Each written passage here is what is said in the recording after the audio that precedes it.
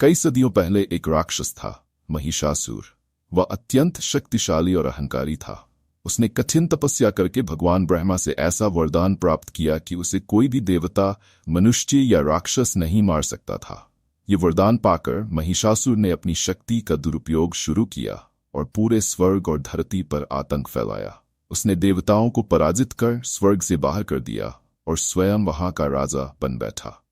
देवताओं ने त्राही त्राही करते हुए भगवान ब्रह्मा, विष्णु और शिव से सहायता मांगी। तब इन तीनों महाशक्तियों ने अपनी अपनी शक्तियों का सम्मिलन कर एक अद्वितीय देवी का निर्माण किया, माँ दुर्गा। देवी दुर्गा ने महिषासुर से युद्ध करने का निश्चय किया। ये युद्ध 9 दिन और 9 रातों तक चला। देवी ने अपने साहस और शक्ति से अंततः महिषासुर का वध किया। 10वें दिन महिषासुर की हार हुई और इस दिन को हम विजयादशमी या दशहरा के रूप में मनाते हैं। यह कहानी हमें यह सिखाती है कि बुराई कितनी भी शक्तिशाली क्यों न हो, अंत में सत्य और धर्म की ही जीत होती है। नवरात्रि के 9 रूपों की पूजा। नवरात्रि के 9 दिन देवी दुर्गा के 9 अलग अलग रूपों की पूजा के लिए समर्पित होते हैं।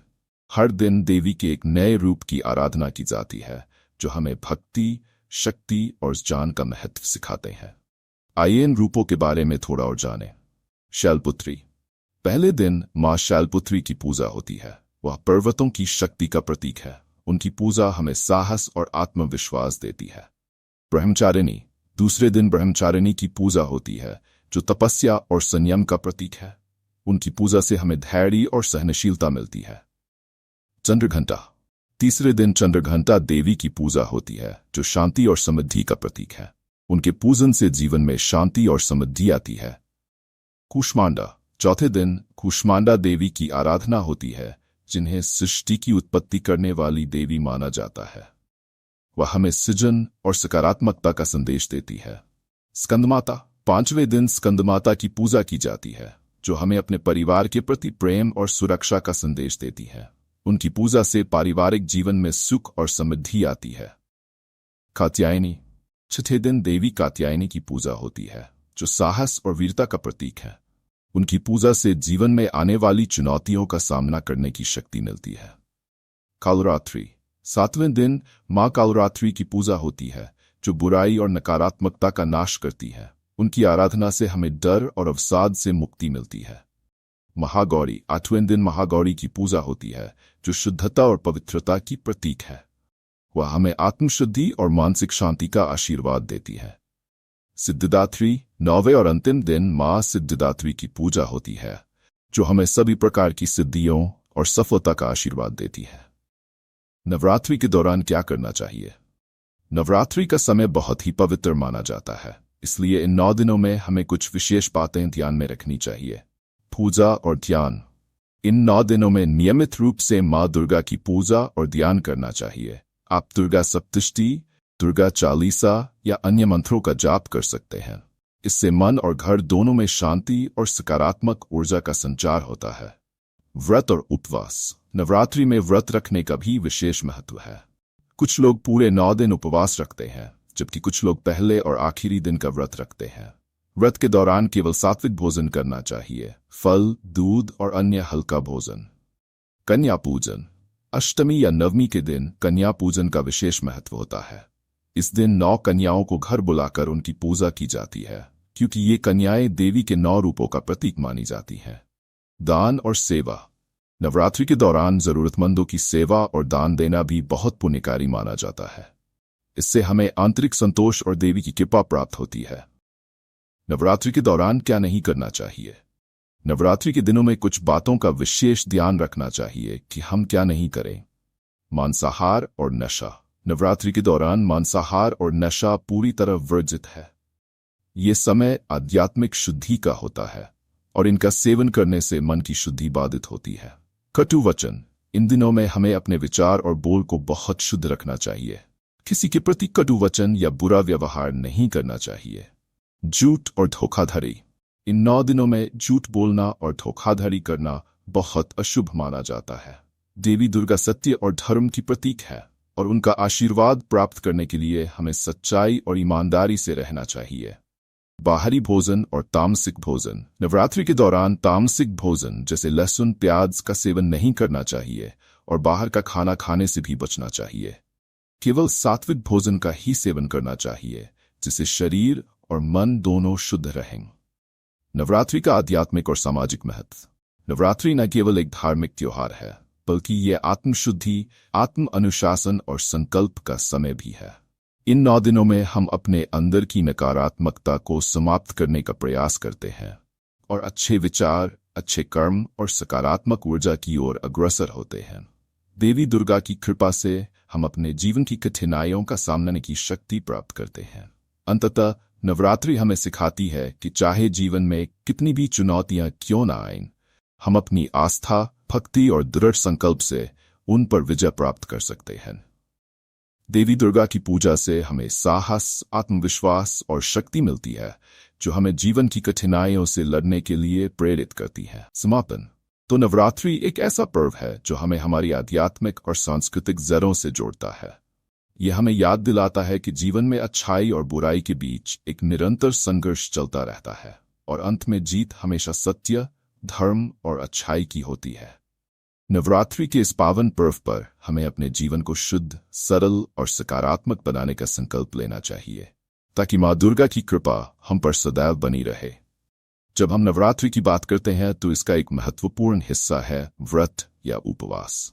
व्रत न केवल एक धार्मिक अनुष्ठान है, बल्कि यह आत्मसंयम, आत्मशुद्धि और भक्ति का प्रतीक भी है। नवरात्रि के दौरान व्रत रखना देवी दुर्गा की कृपा प्राप्त करने और अपने मन और शरीर को शुद्ध करने का एक तरीका माना जाता है। अब मैं आपको व्रत से जुड़े विभिन्न पहलुओं के बारे में विस्तार से बताने जा रहा हूं। व्रत का धार्मिक और आध्यात्मिक महत्व।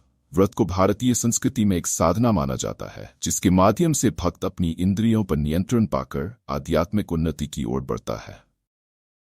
नवरात्रि के दौरान व्रत रखने का मुख्य उद्देश्य माँ दुर्गा की आराधना और उनके आशीर्वाद को प्राप्त करना होता है। ऐसा माना जाता है कि जब हम उपवास करते हैं तो हम अपने मन को शांत और स्थिर कर सकते हैं, जिससे हमें देवी दुर्गा की कृपा और आशीर्वाद की प्राप्ति होती है। व्रत के दौरान हम न केवल अपने आहार को सीमित करते हैं, बल्कि अपने विचारों और कर्मों को भी शुद्ध करते हैं। इसका तात्पर्य यह है कि हमें नवरात्रि के दिनों में संयम, ध्यान और भक्ति के साथ अपना जीवन जीना चाहिए। व्रत केवल शरीर को ही नहीं, बल्कि आत्मा को भी शुद्ध करता है और यह भक्त को आध्यात्मिक शक्ति और शांति की अनुभूति कराता है। व्रत के प्रकार। नवरात्रि में व्रत के कई प्रकार होते हैं और भक्त अपनी शारीरिक स्थिति और धार्मिक आस्था के अनुसार इन्हें चुनते हैं। यहाँ व्रत के कुछ प्रमुख प्रकार बताए गए हैं। निर्जला व्रत। इस व्रत में भक्त पूरे दिन बिना पानी और भोजन के रहते हैं। इसे सबसे कठिन माना जाता है, लेकिन यह भी कहा जाता है कि इसे देवी की विशेष कृपा प्राप्त होती है।